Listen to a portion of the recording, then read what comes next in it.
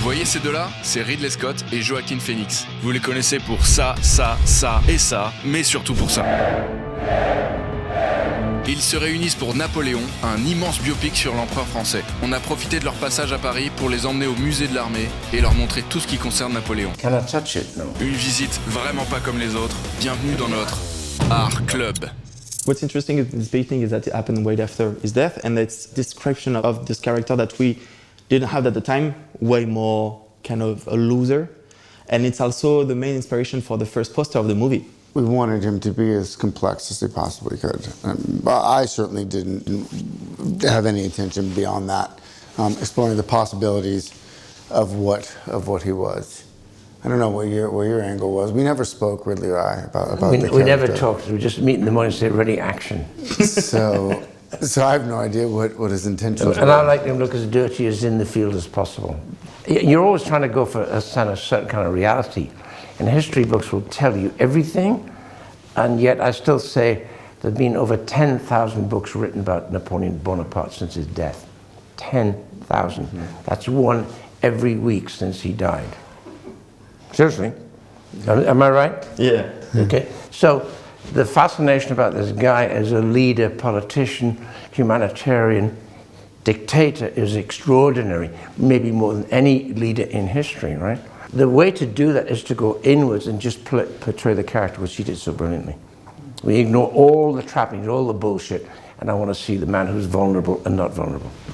Very well done. You're a pro. It seems like you've been doing this a while. Go ahead. See the hat, Joaquin? Yeah. Yeah. This is all replicas. All of this is fake. Yeah. Plastic molds, all plastic molds. Yeah. There's my fucking None of these are real people. These are not based on real people. Wow. And when you see all those costumes, all the objects that happen in real life, and that you reproduce very, very well in the movie. I found the crown of France in the gutter and placed it atop my own head. Does it help? There's no way I'm going to do 10,000 books. There's no way I'm going to read 10,000 books. Are you joking? The picture side of the story is all there.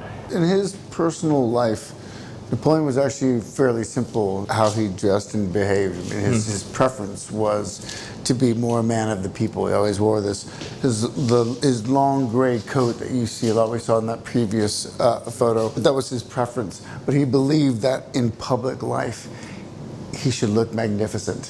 What is this costume you have on? This is my uniform. But it really was about a presentation. He was obsessed with this idea of presentation because he felt like it's what the people wanted and needed.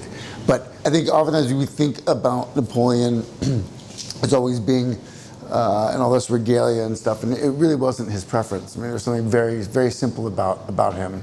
Very much more connected to his roots. This is not something he would enjoy wearing. Oh yeah? Yes. I mean, that's what, last time we spoke, that's what he said. But you know what this is? Napoleon's hat? Nobody knows. These are objects people find and they put them up there and they say, yeah. But look at this one. That's interesting. Mm-hmm. Never quite looks the same. But yeah, no, he never quite. I cast him because he looks a little bit like this. Yeah. Right?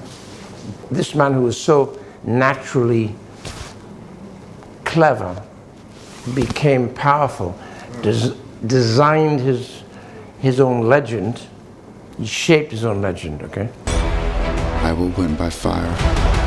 I am destined for greatness.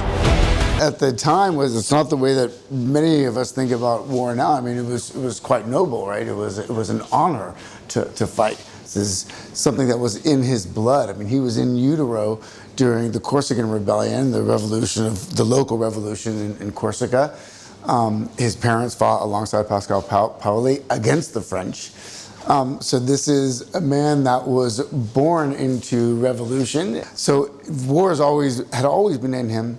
And he just naturally was gifted, had this strategic mind, this mathematical mind. He excelled at math. He also almost had like a child's heart when it came to love. There was something that's so immature about him. Really quite funny the way that he talked to Josephine in some of his letters. There was something kind of kitsch about him in some ways. I think both of them, he sought something out in Josephine, which was she had social skills. She had a network. What is your name? Napoleon. Has the course of my life just changed? Napoleon. That was something he didn't have. Like, he was very awkward socially. There's all of these accounts of him standing too close to people. He was like a child. When he'd go up, he would pinch people's ears and pinch their cheeks. And the ladies in waiting, he would squeeze them until they squealed. And he just didn't understand the right way to behave. And Josephine did. And that was part of his attraction to her, right? You are nothing without me. Say it. And to see real objects from his life, does it make you feel?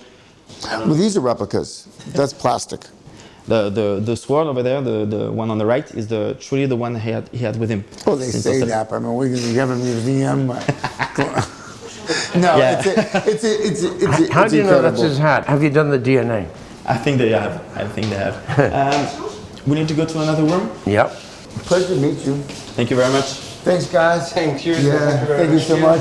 À l'origine, Joaquin n'était pas censé être avec nous. On a eu la chance de l'avoir, mais là, il doit partir. You know, I haven't been here before, but your coverage and research on this is so incredible that I've seen most of it in book form or slide form, but seeing it all together is absolutely shocking.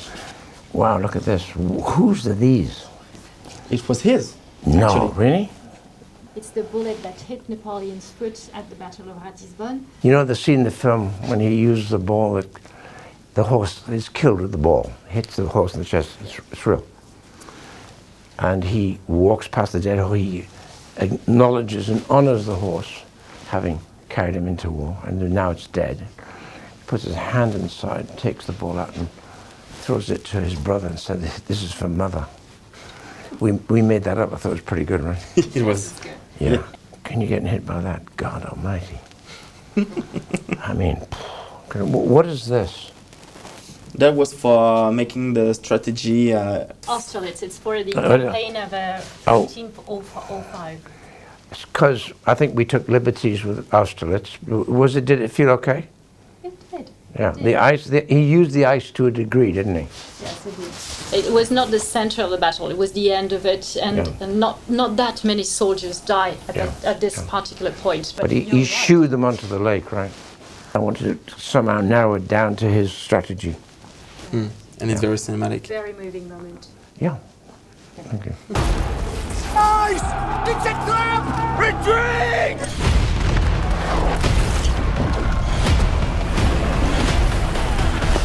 My God, the rifles are incredible. Which battle is this? It's the Battle of Borodino. Oh, okay. Well, I do the Borodino with a charge. In Borodino, he lost something like 40,000 troops, right? Or was it 60,000 he lost at Borodino? Wow, beautiful paint. My God. Who did the painting? He's called Langlois. He was part of Napoleon's army, but the painting is later than the original fact. The detail, my God, the detail is fantastic. The horse is just incredible. So the last room. The bathroom? No. Oh, wow. That's cannonball. Who? From both sides, actually, if you watch from behind. So when it hits his horse in the chest, that would do it, right? Sant'Elena. Yeah. Wow. So this is where he wrote, this is what he wore. Yeah, there's a very good book written by a Scottish dentist. You know the book? Yes, I know. Dr. O'Meara. Yes. That's how I found the solution for the ending. And I think he was even considering coming back, right? Because I heard, rumor had it, that his brother, Colonel Bonaparte, had a frigate off Sant'Elena waiting for him to go. Is that true? That's the true rumor. Yeah, and he was so disappointed the French didn't want him back that he refused to go. I didn't want him just to end with surrender. He's too marvelous for that, right? Yeah. Konbini!